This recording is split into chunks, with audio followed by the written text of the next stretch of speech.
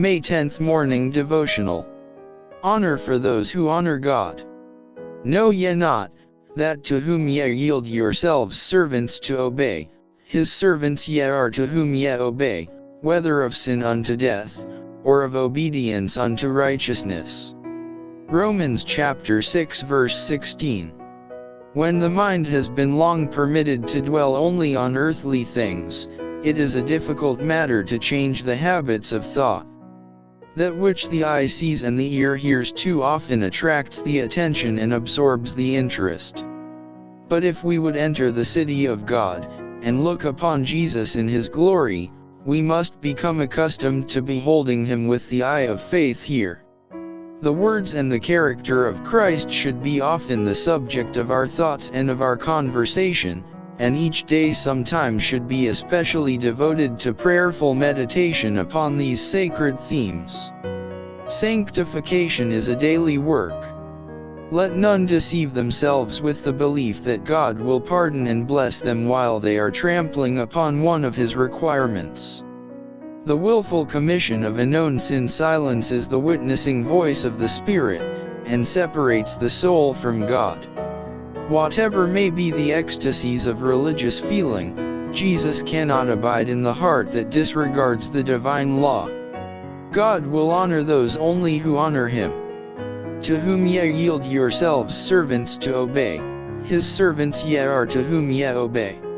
If we indulge anger, lust, covetousness, hatred, selfishness, or any other sin, we become servants of sin. No man can serve two masters. If we serve sin, we cannot serve Christ.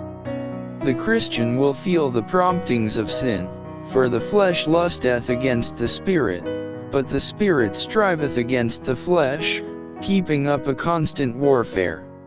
Here is where Christ's help is needed. Human weakness becomes united to divine strength, and faith exclaims, "Thanks be to God, which giveth us the victory through our Lord Jesus Christ." If we would develop a character which God can accept, we must form correct habits in our religious life.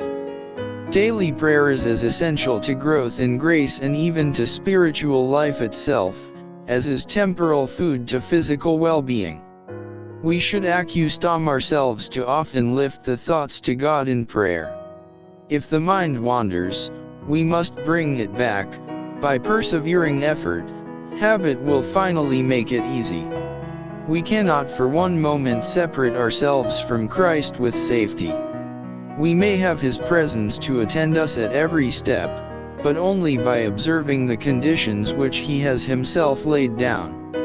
Religion must be made the great business of life. Everything else should be held subordinate to this. All our powers of soul, body, and spirit must be engaged in the Christian warfare. We must look to Christ for strength and grace, and we shall gain the victory as surely as Jesus did for us.